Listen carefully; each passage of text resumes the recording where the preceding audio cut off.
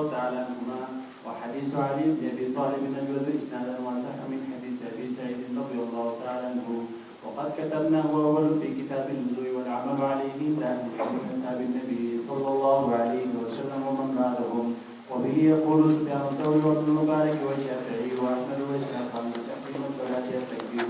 ولا يكون الرجل داخلا في الصلاه الا بالتكبير. قال ابو عيسى سمعت ابا بكر محمد بن عفان يقول سمعت عبد الرحمن بن مهدي يقول لو افتتح الرجل الصلاه ب90 اسما من اسماء الله تعالى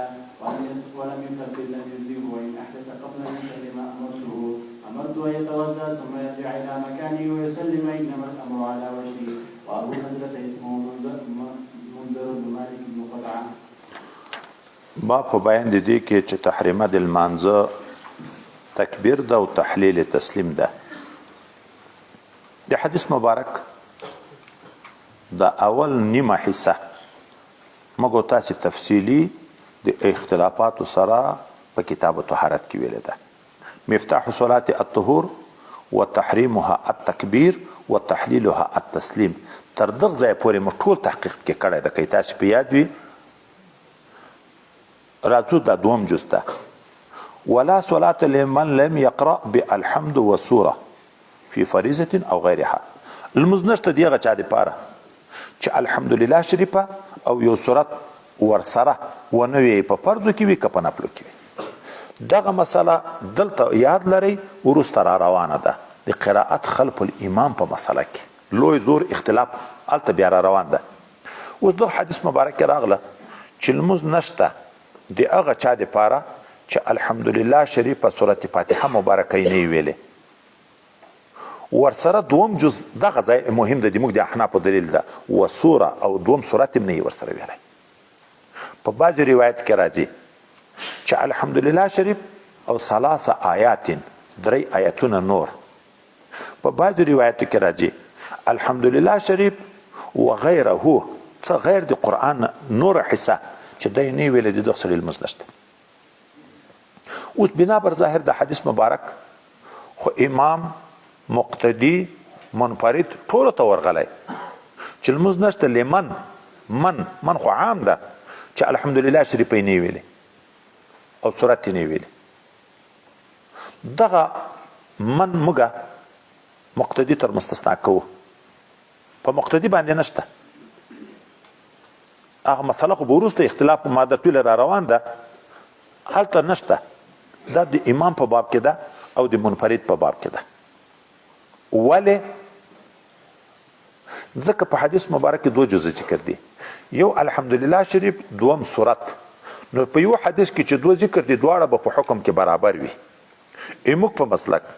الحمدلله شریف هم ویل واجب دي زم د سورت هم واجب.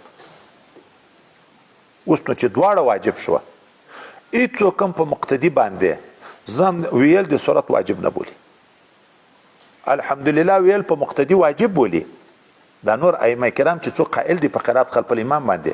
خو په سورت ویل واجب نه بولي. نو څنګه دواړه په یو حدیث مبارک کې ذکر دواړه د پاره الله خو دواړه کې ذکر شوی چې لمونځ نشته دغه چا د پاره الحمدلله یې نه ویلي او سورت یې نه ویلی. یو بیا فرض بولی چې الحمدلله ویل لازم دي چې وای نه ویل لمونځ نشي کېږي او سورت بیا لازم نه بولی. الحمدلله ویل فرض سورت سنت موږ نه دواړه د یوې قبیلې نه دي. دواړه ویل واجب دي چې په مقتدي اتفاقي ده چې سورت نشته. نو موږ وایو چې په مقتدي نو سورت فاتحه هم نشته. نور دلایل خو به وروسته بیا قراءة الامام قراءة لمن كان له امام فقراءة الامام له قراءة. هغه امام قراءت قوم بلل کېږي. نور بحث په الته ذکر کوو. او د تکبیر په باب کې د بیرته دغه ځای راګرځولی چې د الله اکبر او که تاسو یاد وي بعضې ورسره الله الاکبر بعضې 4 الله کبیر الله الکبیر دغه 4 الفاظ. نو حتی وایي چې نه نوي نومونه د خدای پاک واخلې په اول د لمانځه کې خو چې الله اکبر دې نه ویلې لمونځ نسي کېږي او چې سلام الفاظ دې نه ویلې د لمانځه نه وځي. موږ دی وایي چې دا په ظاهر ده یو په خپل تغییر به نه کې موږ تاسې په دغه کې دواړو کې تاویلونه مخکې کړي وو. ولې هم کړي وو؟ د قرآن عظیم الشان نه د الله تعالی په داسې نوم چې عظمت یې در رابطي دغه فرضیت ثابت وکړه، خصوصا د الله اکبر وذکر اسم ربه، هر نوم یې چې ذکر کړه فصله بیا یې لمونځ وکړه. بیا خو د آیات سره محاذره راځي. او د حدیث د سلام په باب کې مبل ویلی و چې نبی علیه الصلاة والسلام اذا قلت هذا او فعلت هذا فقد تمت صلاتک، لمونځ پوره شو که نه شو په قاعده اخره. نو سلام ګرځول هم فرض نه دي، بار تقدیر نور اجزای مخکې تیر شوي دي. دلته مو دومره زده کړه چې د الحمدلله شریف ویل او صورت د دواړو یو حکم ده. نو که فرض وي باید دواړه فرض شي، که واجب وي باید دواړه واجب شي. داسې نه چې یو فرض یو سنت،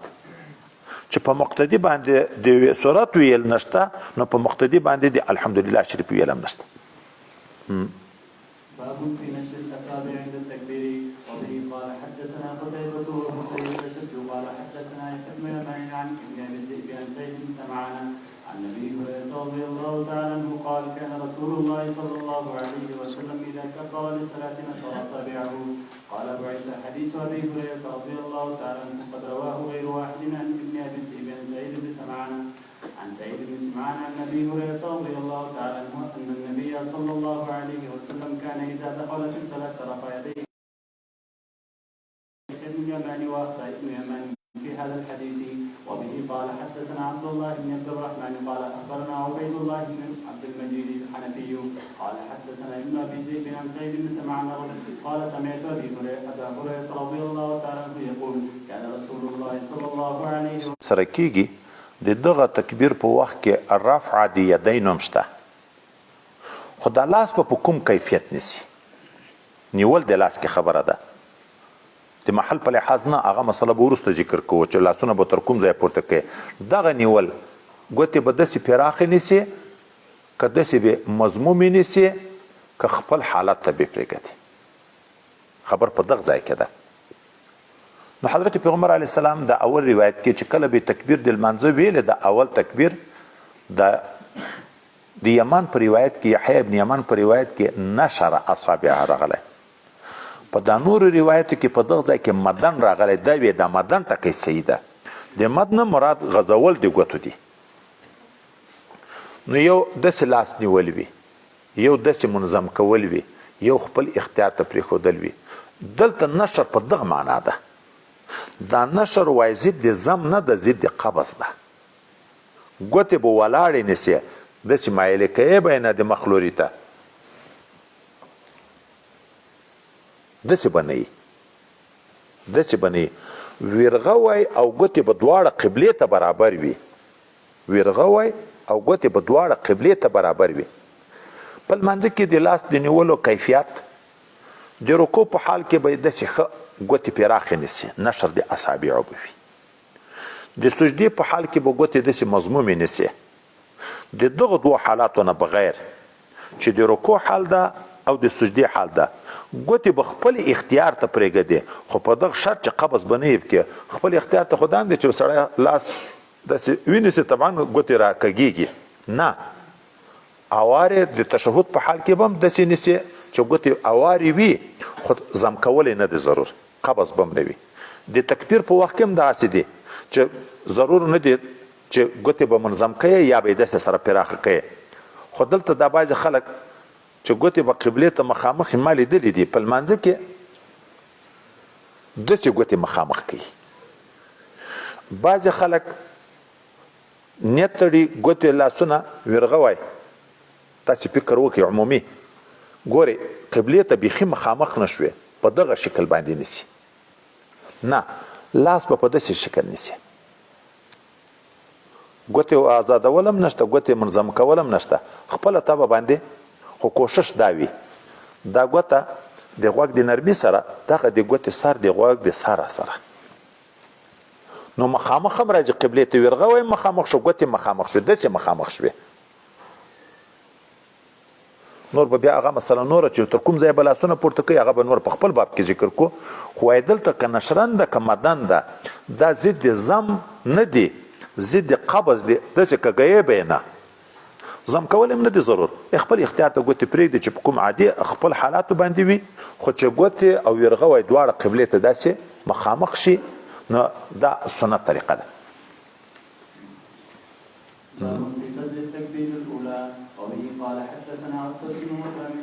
والنصر بن علي قال حدثنا سلم بن قتيبة عن توما بن عمرو عن حبيب بن ابي ثابت عن انس بن مالك رضي الله تعالى عنه قال قال رسول الله صلى الله عليه وسلم من صلى لله 40 يوما في جماعة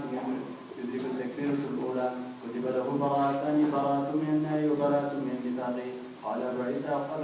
قد روي هذا الحديث عن أنس رضي الله تعالى عنه موقوفا ولا أعلم أحدا رفعه إلا ما روى سلم بن قتيبة عن تومة بن عمرو وإنما يروى هذا عن حبيب البجلي عن أنس بن مالك رضي الله تعالى عنه قوله قال حدثنا بذلك حناد قال حدثنا وكيع عن خالد بن تهمان عن حبيب البجلي عن انس رضي الله تعالى عنه قوله ولم يرفعه. وروى اسماعيل بن عياش هذا الحديث عن عمارة بن ربيعة عن انس بن مالك رضي الله تعالى عنه عن عمر بن الخطاب عن النبي صلى الله عليه وسلم نحو هذا وهذا الحديث غير محفوظ وهو حديث مرسل عن عمارة بن غزية لم يدرك انس بن مالك رضي الله تعالى عنه. د تکبیر اولا فضیلت حضرت پیغمبر صلی الله علیه وسلم فرمای څوک چې خاص د خدای پاک د رضا لپاره د اخلاص خبره مسار مسلم شریف کې خبرې کې وکړي بخاری شریف کې د خاص د خدای پاک د رضا لپاره 40 ورځې په جمع لمونځ وکړي خو په دغه شرط چې تکبیر اولا ونیسي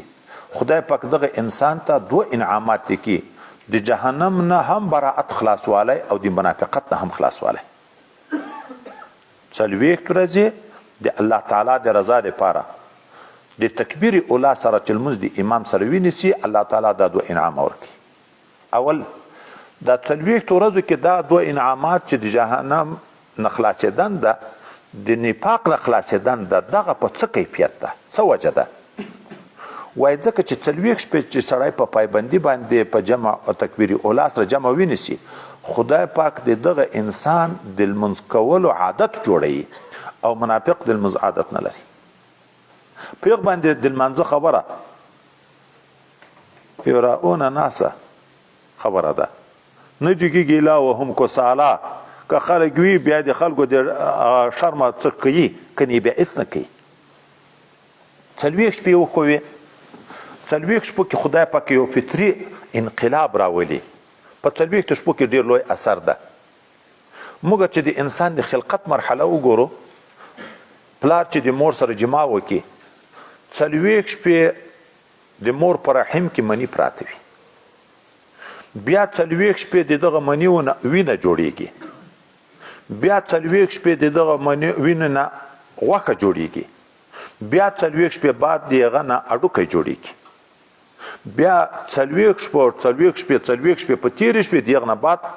چې دغه د ملا هغه لکۍ ده لاندې باندې دا جوړ شو دغه نه بعد قالب د انسان جوړیږي او انسان کې بیا ژوندون راځي. نو الته اطوارات چې خلقکم اطوارات سړی وګوري په 40 شپو کې د انسان په خلقت کې تغییر راځي نو چې په خلقت کې راځي په اخلاقو کې هم تغییر راځي چې 40 شپې سستیا مخکې په لمانځه کې وه خو چې 40 شپې په پایبندي باندې د تکبیر اولا سره لمونځ وکړي الله عادت بدلوي. په کتاب کې مې لیده د حضرت عمر فاروق رضی الله عنه په دور کې چې مخکې خو ښځې هم جامې ته تلې یو ښایسته ښځه د یو سړي نظر په ولګېدو او نظر دا خو د زړه جاسوس ده د زړه محبت خو په زړه کې وي زړه کې محبت پیدا شو د محبت د وجې نه بدعمله انسان نه و خدا ترویر شو چې دا پښتنه وکړي چې ته میړه لرې که نه لرې دا ښځې ته ویله که ته د ما سره نکاح وکړې ښځه ډېره هوښیاره ښځه هغې ورته ویلې زه نکاح در سره کم خو په دې شرط چې 40 شپې به د تکبیر اولا سره په حضرت عمر فاروق پسې لمونځ په جمع کې زم راځم ته به که ما 40 شپې مسلسل ولیدې چې تا لمونځ په جمع په پایبندي باندې وکړه نو نکاح در سره کم. وایي 60 شپې چې دغه سړي پایبندي شروع کړه د تکبیر اولا سره چې 60 شپې پوره کېدې دغه د ښځې محبت د زړه نه ووت د خدای پاک محبت شروع شو 40 شپې پوره شوې 40 نه بعد یوه ورځ یا 2 ورځې ووته سړی ښځې ته څه نه ویې جامې ته سره ورځي سره ویني څه نه ورته ویې نو دا ښځه اوس معلومات کوي پوښتنه یې تر وکړه چې تا خو ماته ویلي وه چې ما سره به نکاح کې ما درته ویلې چې 40 شپې چې لمونځ په جمع په پایبندي وکړې نو زه تا سره نکاح کم اوس خو 40 شپې تېرې شوې ته خو ماته څه نه ویې ده ورته ویل هغه محبت لاړ دی زړه نه اوس بل محبت پیدا شو دغه ښځې وایي خپل مېړه ته وروسته دا حال ویلی چې ما ته داسې یو سړي د نکاح پیشنهاد وکړو ما دا شرط پکې ښی اوس داسې حال پیدا شو هغه مېړه د دې ورغی حضرت عمر فاروق رضی الله عنه ته یې دا حال ویلی حضرت عمر فاروق رضی الله عنه ویل رښتیا وی چې الله تعالی وی ان الصلاه تنهى عن الفحشاء والمنکر لمونځ سړی د بې حیا کارو د نارواو نه منې کوي خو معلومیږي چې لمونځ شي دغه سړي چې په پایبندي اگر که د ښځې په محبت خبره وه خو چې لمونځ په پایبندي د تکبیر اولا سره شروع کړه الله اثر کې پیدا کړ شلمه ورځ عادت بدل شو محبت بنده لاړ بنده محبت الله تعالی په زړه کې راغی ګناه هر څه ختم شو دا چې نن موږ په شوارو کې زر رکعته نفل وکړو ګناه نه بیا هم نه ګرځو لمونځ په حضور نه ده قد افلح المؤمنون الذين هم في صلاتهم خاشعون اول شرط خشوع ده حضور برابر اول د خدای نه ډار دلته اول قید وی لله خاص د خدای د رضا لپاره چې څلوېښت ورځې لمونځ د تکبیر اولا سره په پایبندي باندې وکړي الله تعالی دا اثر پیدا کوي دومه خبر چې تکبیر اولا سره سړی لمونځ په جمع ادا کړي الله دا عظیم انعام په دغه کوي تکبیر اولا سره دا سره څه معنا څوک وی چې مقارنت یا معیت ته اشاره تعقب ته دا مسله یو ځای موږ تاسو ته روانه ده چې امام الله اکبر ویل په دغه وخت کې به تم متصل الله اکبر وسره وی کنه تعقب وکړي چې د الله اکبر ریته ورسېدو ته به الله شروع کوي ورسته وکړي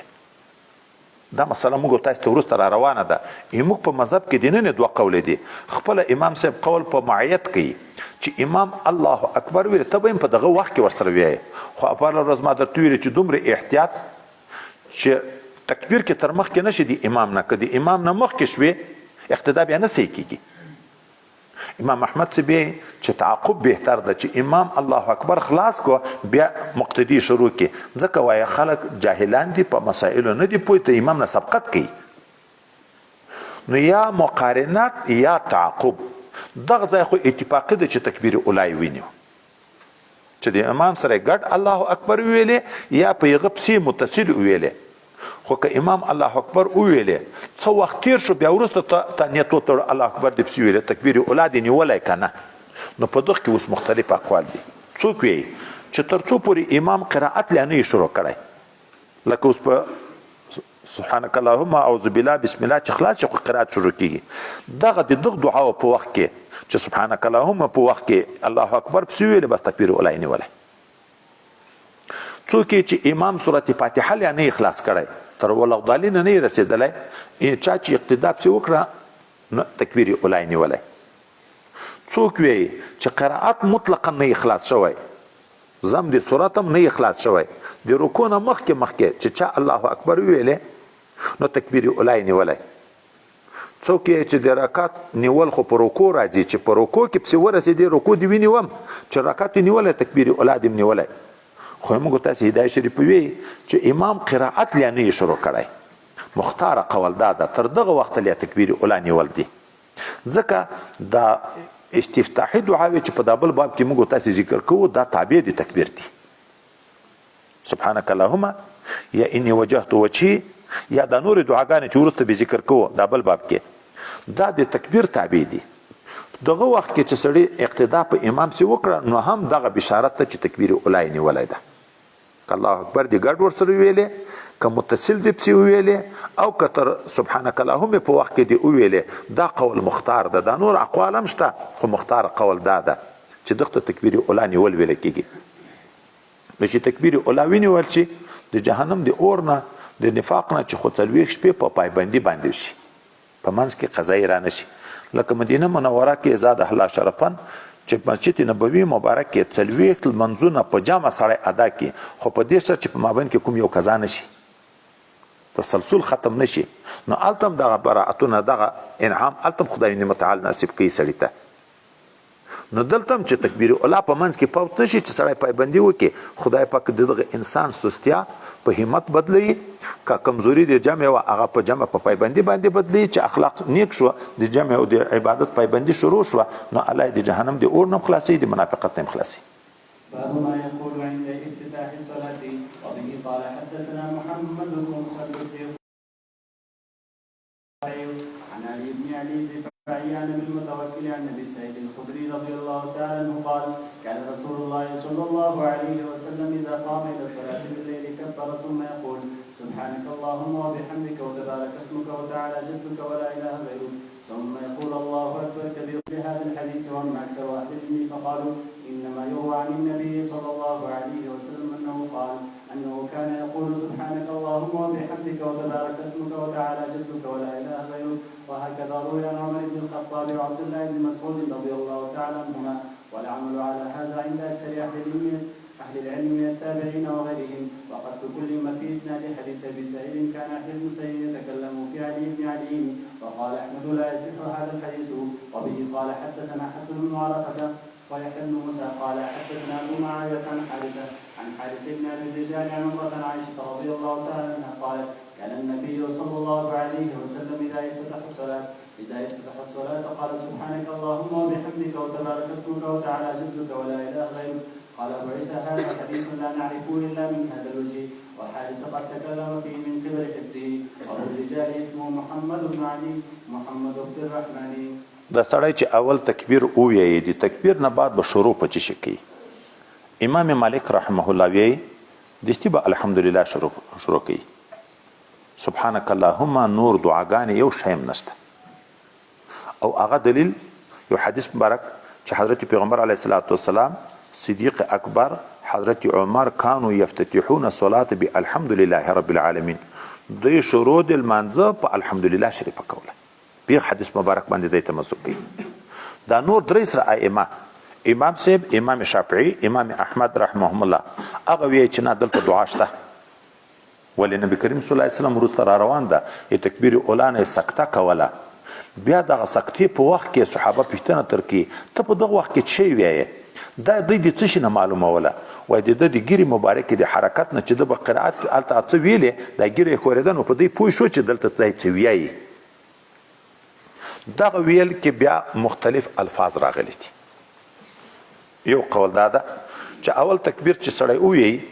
د تکبیر نه وروسته به اللهم باعد بيني وبين خطاياي كما باعدت بين المشرق والمغرب اللهم اغسل خطاياي بالماء والثلج والبرد اللهم نقني من الذنوب كما نقيت الثوب الابيض من الدنس. چې دا دعا به یو قول راغلی ده چې تکبیر ویلې د تکبیر نه بعد اني وجهت وجهي للذي فطر السماوات والارض حنيفا وما انا من المشركين ان صلاتي ونسكي ومحياي ومماتي لله رب العالمين. دا به وایي او دلته په دغه عباراتو کې چې دای موږ تاسو مشهوره سبحانك اللهم دا چې دا به وایي. امام شافعي صاحب وایي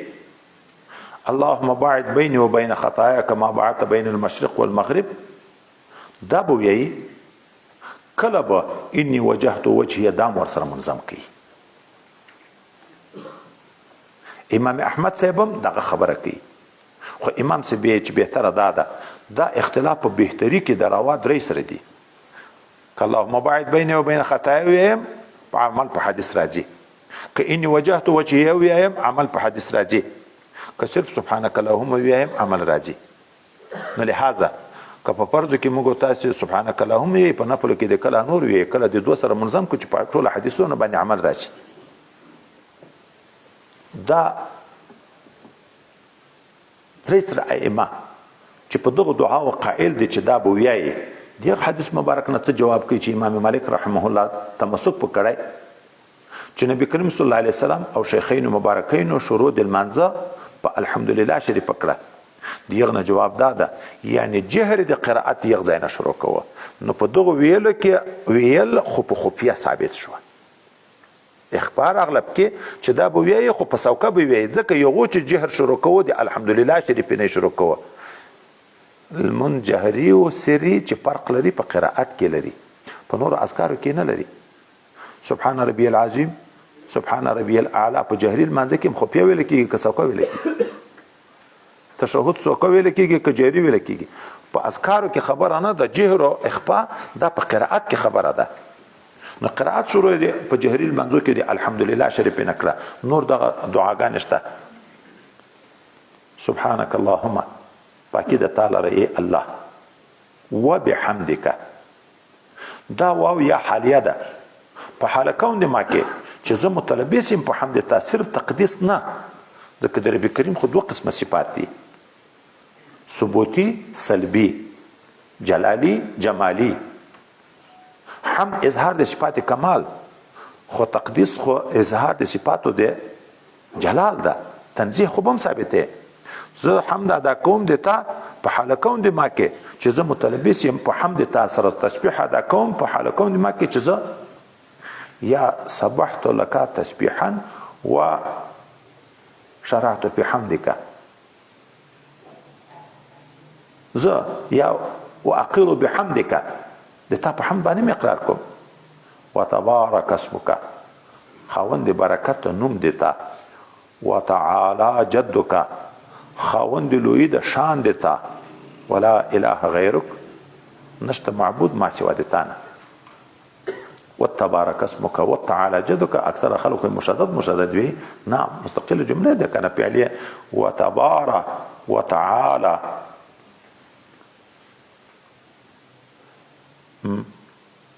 باب ما جاء في ترك الجهل بسم الله الرحمن الرحيم وبه قال حدثنا احمد بن منيع قال حدثنا اسماعيل بن ابراهيم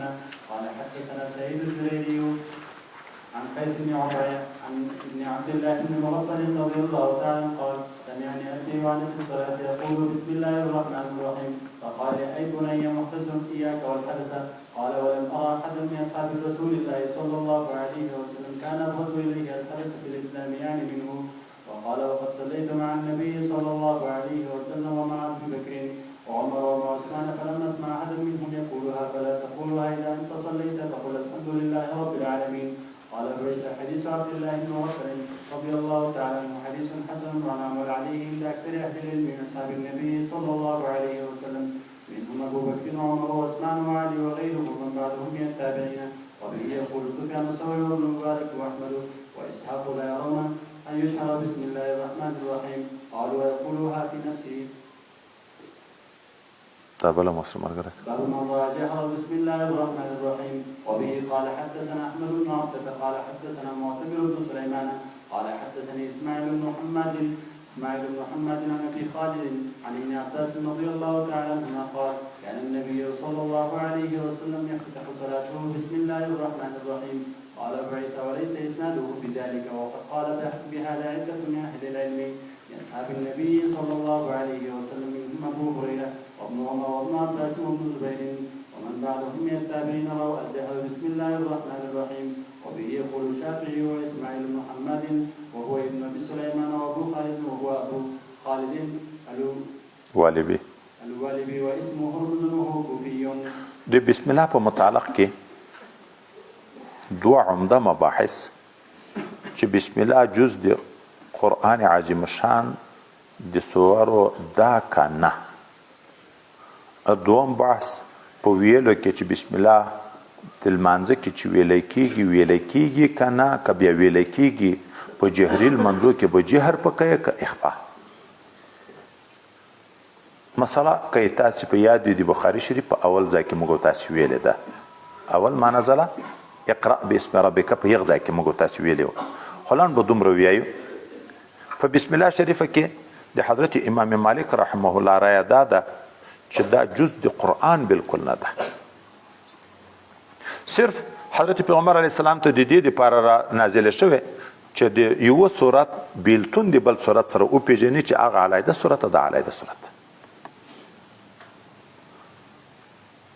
خدا اختلاف په هغه بسم الله کې نه ده چې د سورت نمل جز ده هغه خو اتفاقی ده چې د قرآن جز ده که د یو حرف نه څوک منکر شي کافر ده نه دا د سورتو په سر کې چې لیکلي په دغه کې خبره ده دا نور ائمه په دغه کې بیا امام شافعي صاحب دغه وی قرآن عظیم شان خو څه کوي د هر سورت جز ده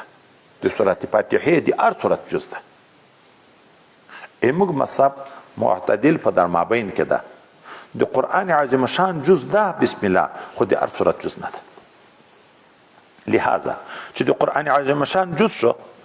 حافظان چې په تراوو کې ختم کوي د یوه صورت په سر کې به بسم الله هم په زوره ویایي، ځکه قرات خو په زوره ویل کېږي. چې د صورت جز شو د قرآن عظیم شان، نو د قرآن دغه آیات هم په زوره ویایي. تخصیص د قل هو الله شریف نشته، لکه د حافظانو خاص معمول په دغه ځای کې راغلی چې په آخر ځای کې په قل هو الله کې په زوره ویایي، نه یو صورت کې به په زوره ویایي. اما د هر صورت جز نه ده. ولې نه ده د هر صورت جز؟ حضرت پیغمبر صلی الله علیه وسلم وی چې الله تعالی وی مال منځ د ځان او د بنده په منځ کې تقسیم کړی، او د بنده دپاره مسأله ده چې الحمدلله وی. ګورې د سورت فاتحې نه صلات سره تعبیر کړی. تفسیر چې شروع کېږي بسم الله نه پکې ذکر کوي چې الحمدلله وی الله وی د ما حمد ادا کو. نور حدیث مو تفصیلي ویله ده، اعادې ذاتي ضرورت نشته. بل حدیث ته نبی علیه السلام په قرآن عظیم شان کې یو سورت 10 آیاته چې د ویونکي دپاره په قیامت کې شفاعت وکړي، علی شفاعت قبلی تبارک الذی شریف به بسم الله 10 آیاته ده. نبی کریم صلی الله علیه وسلم اکثر د سوره د قرآن عظیم شان 3 آیاته ان اعطیناک الکوثر ده چې هغه به د بسم الله نه 3 آیاته ده. دغه ټولو روایتونه معلومیږي چې بسم الله جز د سورت نه ده، جز د قرآن عظیم شان ده، جز د سورت نه ده. دومه خبر دا بسم الله په لمانځه کې چې سړی لمونځ شروع کوي ویایي به کنه، او چې ویایي په جهر به ویایي که په سوکه. نو موږ په مسلک د الحمدلله په سر کې ویل د بسم الله مسنون عمل ده. 4 رکعات لمونځ ده، په 4 رکعتو کې سورت فاتحه ویل کېږي که نه ویل کېږي، نو د هر یو په سر کې به بسم الله ویایي. یو قول چا دا کړه چې صرف په اول رکعت کې شته، په نورو کې نشته. موږ مسلک مختار قول ده چې د هر فاتحې په سر کې به ویایي. نو 4 رکعت ده که 3 رکعت لمونځ ده که 2 رکعت لمونځ ده، سورت فاتحه مبارکه په هر رکعت کې شته، نو بسم الله به مخکې ویایي. خو په زوره به ویایي که په سوکه به ویایي؟ د موږ مسلک دا ده چې په سوکه به ویایي. امام شافعي صاحب ویایي چې په جهري لمانځه کې به په جهر ویایي. حرمین شریفینو کې دیم په جهر نه ویایي، خو هر مذهب خلک وي، خو په کلي په جماعتو کې بیا ویایي. کلی جماعت کې هم عمومي کله امام نه ویایي، خو انفرادي جمع ما ولیدې چې څه کسانو جمع تر تیره ورغله چې سورت فاتحه شروع کوله بسم الله په زوره پکې ویلې. نو سورت فاتحه چې به ویایي چې جهري لمونځ وي، نو دی به چې بسم الله هم په زوره ویایي. ځکه دوم باب راغی چې حضرت پیغمبر علیه الصلاة والسلام شروع د لمانځه په بسم الله شریفه کوله. موږ ویایي چې نه، خو بیا د اول باب باندې تمسک ده چې حضرت پیغمبر علیه الصلاة والسلام نه بعد حضرت عبدالله ابن مغفل رضی الله عنه صحابي ده، زوی لمونځ کوي، په لمانځه کې بسم الله په زوره ویله، چې قرائت په زوره ویلې، بسم الله په زوره ورسره ویله. د شپې تهجد کې یو سړی په زوره قرائت ویي. دستي صحابي مبارک خپل زوی باندې رد وکړه، ای زویه دا خو د بدعت وکړه. ما په پیغمبر علیه السلام سي، په صدیق اکبر پسې، په حضرت عمر پسې، په حضرت عثمان پسې، په ټولو پسې لمونځ کړی، یو هم په بسم الله باندې جهر نه کوه. یو شروع د لمانځه په الحمدلله شریفه کوله. او د صحابه ډیر به د بدعاتو نه راتله، ځکه بدعات د دین حقیقت ختموي. بدعت دا بیا چې د نسائی په سر کې، ابن ماجه په سر کې که سبقونه کله پکې ویلی کېده، نو هلته د بدعت تعریف چې موږ وکړو، بدعت رفع السنت ته ویل کېږي. په دغه ځای سر خلاص کړو، بدعت رفع السنت. سنت پرېږدې، په دین کې د خپل اختیار یو بل عمل شروع کړي، دغه ته بدعت ویل کېږي. چې عمل د په دین نه ده پرېښی، خو دین د ترقي دپاره د یو کار د دین دپاره شروع کړه، هغه ته بدعت حسنه ویل کېږي. په